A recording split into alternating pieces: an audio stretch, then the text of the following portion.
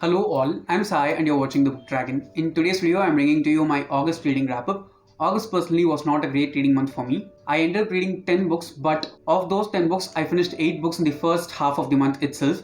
And the second half, I did not do a lot of reading at all because out of nowhere, a reading slump just hit me and I was not at all able to read anything. So I just gave myself some time and read very slowly. I read a total of 5 physical books and 5 audiobooks, which is definitely a lot less for me because I tend to read or listen to a lot more audiobooks than just 5 every month. So without any further ado, let's get into the books right away. Starting with the physical books, the first physical book which I finished is The Hand on the Wall by Maureen Johnson. This is the last book in the Truly Devious trilogy. The trilogy actually ends here and there's a standalone which also I read in the same month. I'll be talking about it later. Now when it comes to this book, it wrapped up the trilogy in a really good way if you ask me. I felt like this was far better than the second book but not as good as the first book. I rated it 5 stars because it felt like it wrapped things really well for me and everything that I wanted to happen happened towards the end of this book. The second book was a bit boring for me because I did not feel it that much engaging at all because it leaned a lot more into the romance which I was not at all interested in when it comes to this series. But in this one, the romance was not at all heavy. It was just present here and there where it was necessary and it did not falter the pace in which the story was progressing also. The mystery element of the book was also something which revealed itself slowly and consistently throughout this book. There's a huge cliffhanger at the end of the first as well as second books. The second book's cliffhanger pays off really well in this one. So if you're thinking that the second book was not so great and are frightened whether the series will end well or not, you need not worry because this really does end well. The main thing which I liked about the ending was that it was so realistic compared to being very cinematic when it comes to any type of mystery revelation. Because of all these reasons, I enjoyed it completely and rated it 5 stars.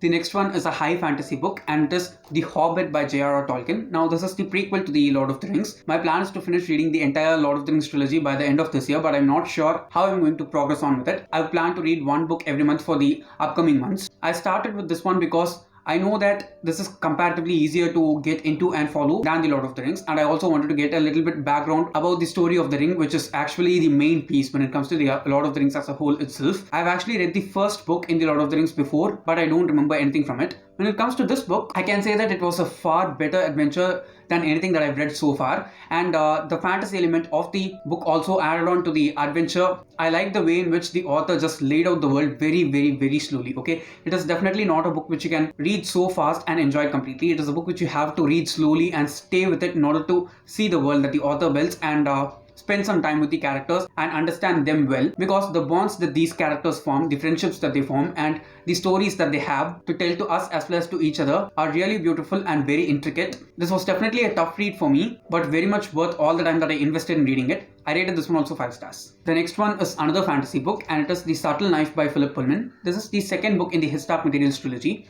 Now the best thing about this book which I loved was that it was very interesting. Okay, it's difficult to find fantasy books that are interesting when the magic system is not that complex. Okay, this is a magic system which is not complex. You have to learn it as the story progresses and as the characters get to know the magic as well, but it is not at all boring in any sense. I read it very slowly, but I can easily say this is a really fast-paced book. Okay, the first book as well as this one, they are completely different from each other, but they cannot be read as standalones because we have this overarching tale. We have 2 main characters. Of those, the first main character is completely focused on in the first book, and in the second book here, we follow both of the main characters. The second character is actually introduced only in this book, but I can say that both of them have a lot of potential and I can see there are many things that they are about to do in the third book. They are just little kids, okay? They are not even 12 years old, so it does feel like they are a bit too mature for their age at times, but as a whole it was very interesting. If you're looking forward to read something which seems very simple in the surface level, but if you step back and look at the whole thing, it just looks very complex and intricately woven, this will definitely be a thing for you. I rated this one 4 stars. The next one is The Box in the Woods by Maureen Johnson. Now this is the standalone mystery that is set in the Truly Devious world after the end of the Truly Devious trilogy. It's not necessary to have finished that series in order to pick up this one, but if you read this first, you will spoil yourself for bits and pieces of the main trilogy, so I'd suggest you to read that first and then move on to this one. But the plot of the Truly Devious trilogy is in no way connected to this one. That is, you need not know anything from that in order to read this one and uncover the mystery. You can just read this as a standalone. We follow the same set of main characters whom we see in the trilogy in this one also, but the main difference between these two, if you ask me, is the setup, because when it comes to the Truly Devious trilogy, it is mostly set up in a very cold atmosphere and it is perfect for reading during monsoon seasons and winter, whereas this one is more like a summer mystery. Okay, you can read this during the summer time because it happens in a summer camp, and that itself is really well built by the author. The best thing about this series for me is the setup in which each and everything happens. Okay, the author just builds this place really well that you feel like you are in the place while you're reading the books. I felt the same feeling in all the 4 books. I was afraid that it is a different setup here, so it might not work out for me, but trust me, it just worked out beautifully. The mystery element was also something which I just completely enjoyed. I thought that the author really did good justice for wrapping up the mystery in a standalone itself, so I rated this one also 5 stars. The last physical book in this list is An Ember in the Ashes by Sabaa Tahir. Now this is the first book in the Ember Quartet, which is a young adult fantasy series. I can say that this is a lot darker for a young adult series, but I definitely enjoyed it completely. It is definitely not so dark that it can be categorized as grim dark, because it is not that much brutal in any way, but we have a lot of violence and generally mature content in a dark sense throughout the first book itself. I'm sure that it is going to increase in the further books also, because the ending of this one leaves us with a lot of questions which need to be answered by the author in the successive books. I've heard that the series just gets better and better as the books progress. I enjoyed this one the whole time because it was super fast paced. Okay, I can say that I was able to read a book in the second half of the month just because it was this book, because it was super fast paced. Okay, I did not feel bored at all during any instant. I can say that the first 100 pages of the book or 80 pages of the book was a bit tough for me to get through, because we have a main character whom I did not like. Okay, she was irritating for me until like the last 50 or 100 pages, and there was also a little bit of info dump in the first 80 to 100 pages of the book, which kind of tuned me out continuously. After crossing that 100 page mark, I was continuously reading it. I think I finished the second, third and fourth quarters of the book in just 2 or 3 days, and the first quarter just took like 3 to 4 days for me to complete. I'm not saying it in a bad sense, I just say that it gets better if you just keep on reading. It is definitely a series which is worth the hype. I am very much interested to continue on with it and see how it ends, so I rate this one 4 stars. Moving on to the audiobooks, the first audiobook which I finished is Chicken Soup for the Soul, The Magic of Dogs by Amy Newmark. This is a non-fiction book and it is definitely not self-help, okay? It's just a collection of 101 short stories or stories of real life dogs and how they have changed the lives of the humans whom they are with. Most part of the book was actually written during the peak of the pandemic, and I can say that the things that these dogs have done for their human beings, okay, I'll not say owners, their human beings, are so awesome, and it was definitely a very very heartwarming read. If you're a dog person like me, I'm sure that you will enjoy reading this. Okay, there's nothing much to say about this. It's just a collection of 101 tales of wonderful dogs. Please do go forward and read it. I'm sure you will enjoy it completely. I liked it to such a great extent that I made a video that was inspired from this book for me, and I recommended 8 books that had dogs in them. I'll try to link it somewhere in the iCard and down in the description. You can go and check it out if you're interested.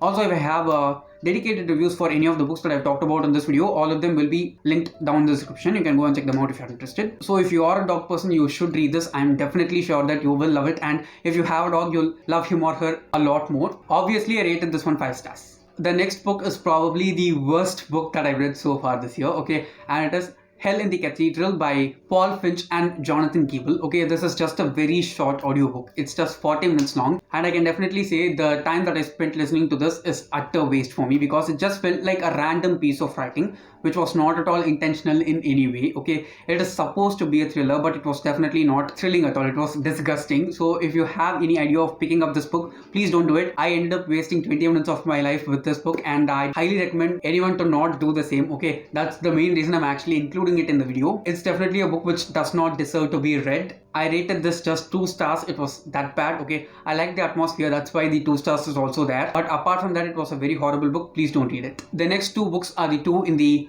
Lara Jean trilogy, and they are P.S. I Still Love You and Always and Forever Lara Jean by Jenny Han. I can say that these 2 books were perfect for me, because it was in the middle that I read these 2 books, and I just read them back to back, listened to them back to back on audio, and they were just really perfect. Okay, this is definitely quality YA. If you're looking forward to reading some very contemporary romance that is also young adult, you should definitely try this. Okay, the best thing which I liked about this entire trilogy as a whole was that how this main character Lara Jean actually sees the world. Okay, if you see the world through Lara Jean's eyes, it is very colorful, it is very bright, vibrant. It is definitely a place of happiness and anxiety put together. I can say that I was not a huge fan of the romance in this series, but as a whole it was just very compelling to read. I was able to just fly through it continuously without forgetting anything at all. It is definitely not a series that you can easily forget after finishing it. Another wonderful thing which I liked that the author did with the series is that the lifestyle of each and every character in this one is very wealthy. Okay, it does not not feel like there is a lack of anything at all. Everything is in surplus and it is also not wasted. So as a whole, it was a very compelling and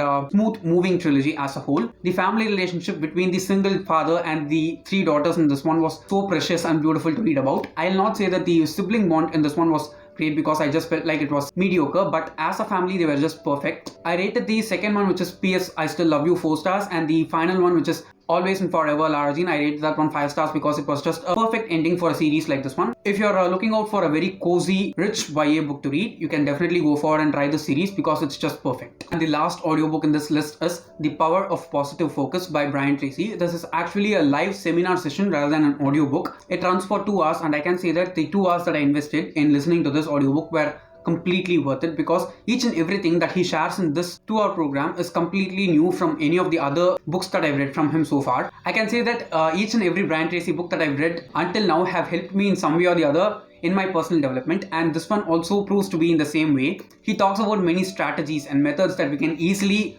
practice in our daily life and make it into a habit so that it gets incorporated into our lifestyle very easily. It is definitely an audio program that is worth all the time and money that you can spend upon. It is available in Storytel. Please do go and check it out. I'm sure that you will not regret it because it is completely worth the whole time. I rated this one also 5 stars. So yes guys, those are all the 10 books that I read in August. It was definitely not a great reading month, but I am expecting a lot in September. Let's just wait and see. And don't forget to leave your wrap up in the comments below. I'd like to know all the books that you have read in August. And if you did enjoy watching today's video, don't forget to give it a thumbs up and also share it to your friends. If you want to get more content from me, do subscribe to the channel because I publish new videos every Tuesday, Thursday and Saturday. Thanks for watching and have a great rest of your day.